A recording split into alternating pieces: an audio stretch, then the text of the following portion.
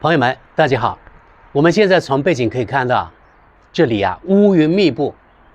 是这样，这两天我们这里的天气突变，由前天呢还是热带30多度，现在突然下降，断崖式的只有10几度。前天狂风大作，昨天呢下了冰雹。我们今天说的话题跟我们这里的天气一样，比较应景。我们知道最近一段时间以来，西方金融界一团糟。前段时间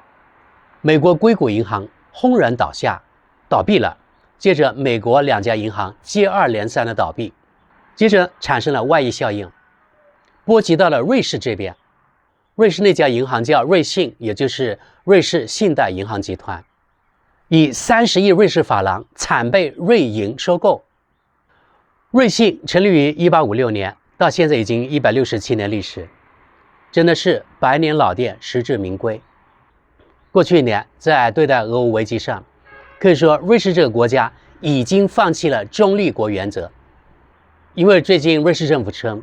瑞士绝对有没收俄罗斯寡头资金的法律证据，把没收来的钱交给乌克兰。那么意味着存在瑞士银行的钱就不保险了，对不对？那就意味着瑞士银行现在成了合法抢钱的帮凶啊！所以说今天瑞信它的倒闭也算是天谴吧。现在瑞士政府开了一个很坏的头，让全世界的基金主人顿时没有了安全感。今日他们可以没收俄罗斯寡头的资金资产，那明天可不可以没收中国富豪在瑞士银行的钱，或者是比如说沙特或任何一个违背了某大国意志的国家呢？我相信听到瑞士政府这番话，每一位在瑞士有银行存款的人，不管你是富豪也好，还是普通的人，可能都会有所顾虑。我的钱在瑞士还安全吗？我相信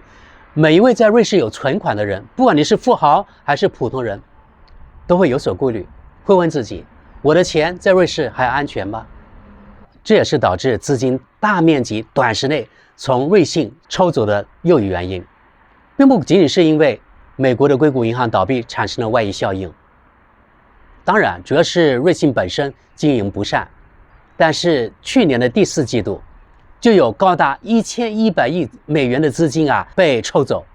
现在又加上瑞士政府出来放话，说有明确的法律依据可以没收俄罗斯寡头他们的资金，来充公，然后给乌克兰。加上前面提到的，最近呢，美国硅谷银行的倒闭导致的外溢效应，所以导致瑞信出现客户大逃亡，瞬间就提走了大量资金，导致瑞信流动性枯竭。据称，过去短短2周就有高达760亿美元从美国撤出，有高达1650亿美元的资产从瑞士撤离。也就是说，过去短短2周有高达2400亿美元从西方金融系统出逃。可以肯定的是，瑞信绝对不是最后一家倒闭或是被收购的西方银行。目前看来，更像是金融海啸蜂拥而至。在信心崩溃的影响下，昨天德国银行股大幅跳水，但是德意志银行昨天一天就重挫15%。自美国硅谷银行倒闭以来，德国德意志银行它的股票累计跳水30%。德国另外一家银行叫 Commerzbank， 也可以叫商业银行吧，它的股票也大幅跳水。所以昨天德国总理就出来信心喊话了，他说德国银行健全，大家完全不用担心。他继续说，欧洲银行系统稳健有韧性。好吧，从过去的经历我们知道，如果你相信西方政客的话，那母猪也会上树，对不对？而西方政客的话，从我的经历来说，我觉得大家反着去理解就好了。也就是说，德国总理出来信心喊话，说德国银行没有问题，也就是说，其实德国银行有很大的问题，或是西方金融系统有很大的问题。估计接下来几周或几个月，金融动荡应该是常态。目前看来，我们地球人对西方银行、对西方金融系统信心越来越不足。原来一度以为资金避风港的瑞士银行，你看说倒闭就倒闭，说没收就没收，对不对？据说多了上千亿美元的华人资金，现在正在出演大逃亡，寻找新的避风港。最大的受益者很可能是在亚洲的新加坡及香港。汇丰银行内部人士透露，香港银行内部已经悄悄取消了周末不加班以及休假的计划，因为这段时间搬到香港的资金实在太多了，他们银行的员工在正常的办公时间根本无法处理那么多业务，所以他们周末要加班，也不准休假呀。经过西方这波金融动荡之后，那么新加坡以及香港的金融地位肯定可以得到加强。这两地你看，不小心又成了赢家。彭博社预计，香港今年也就是2023年会超过瑞士，成为全球最大的离岸财富管理中心。非香港居民存在香港的存款甚至高达2.3万亿美元。当然还有一些小道消息，国外那些华人疯狂转账到香港，那些昔日千方百计把他们的资金搬运到国外的那些中国润人，这段时间肯定夜不能寐，一个个伤透了脑筋啊。他们看着世界地图找来找去，作为华人最后发现最安全的不是新加坡就是香港，而我觉得应该最安全的是有中国主权的香港。当初这些中国润人跑路，现在又屁颠屁颠的回流，够折腾的啊。另外，美国方面对可能的资金出逃现在已经有了应对动作了。根据彭博社周五，也就是昨天3月24号最新消息，根据知情人士透露，美国司法部正在调查金融机构是否帮助俄罗斯寡头逃避制裁。目前，瑞士信贷集团以及瑞士银行集团等银行正在接受调查。那么，对于瑞银、瑞信来说，这又是一次致命打击。上述知情人士透露，美国政府最近发出了一波传票，上面提到的2家瑞银还有瑞信也在其中，而且美国政府提出调查的时间要早于瑞信陷入危机的时间。了解调查情况的人士表示，一些美国银行的员工也收到了传票。据称，目前美国所有的银行都进入了限制状态，并且强制签署自愿协议，承诺接受随时增加的监管条例。现在划重点了啊，并且资金不做逆境操作，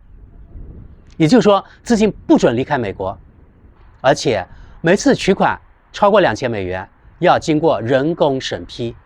另外，审批的时长不定，也就是说有可能是几个小时、几天、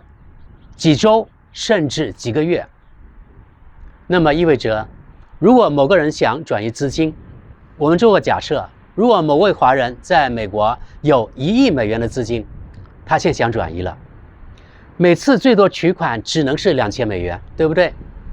那么他要转移1亿美元的话，他至少要操作5万次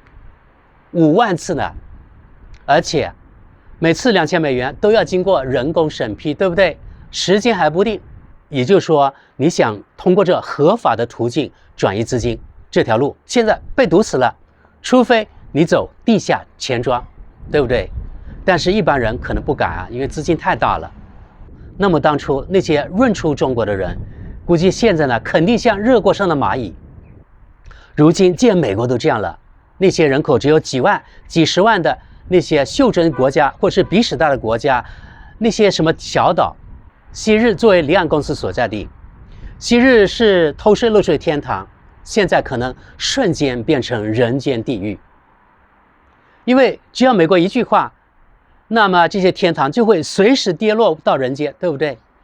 而那些富豪呢，就是最肥的待宰的羔羊。所以目前看来，你看，除了有中国主权的香港，还有什么地方的资金比香港更安全呢？有的人可能想到新加坡，可是大家不要忘了，新加坡只不过是一个弹丸小国，在危机的时候，你这弹丸小国还有什么安全可言，对吧？某一个大国他要想整你的话，随时都可以，而新加坡只能像一个蚂蚁一样，随时可以被碾死。所以至少我认为，资金在新加坡在这种危机的时候呢，肯定也不安全。连一度被认为安全系数最高的瑞士银行，你看一夜之间说倒闭就倒闭，说没收就没收。你说你想要资金安全，是不是无异于痴人说梦呢？如果美国临时监管系统属实，那么意味着从宏观层面来说，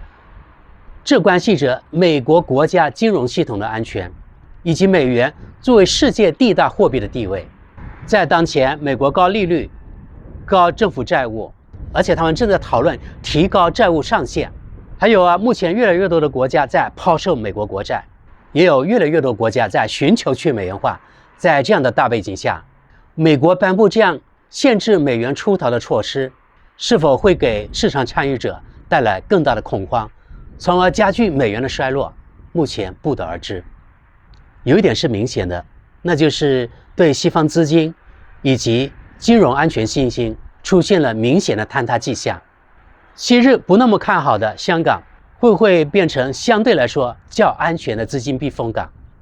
西方的金融霸权还能维持多久？等等，这些都有待观察。好了，朋友们，在当下西方出现金融动荡的情况下，你们对此有什么看法呢？希望大家参与讨论，谢谢大家，那我们下期见。